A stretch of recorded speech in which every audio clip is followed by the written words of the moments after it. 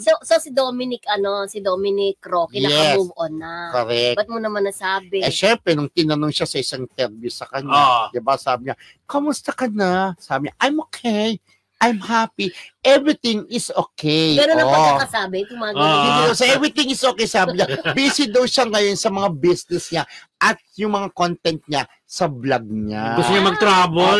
Travel para sa content sa vlog. Correct.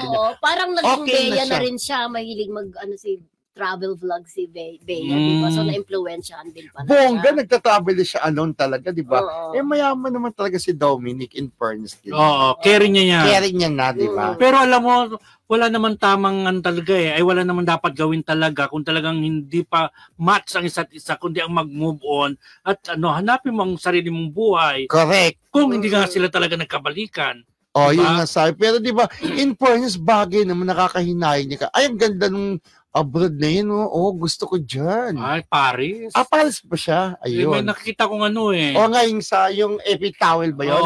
Eiffel Tower. Diba? Bagay naman, ha? Eiffel.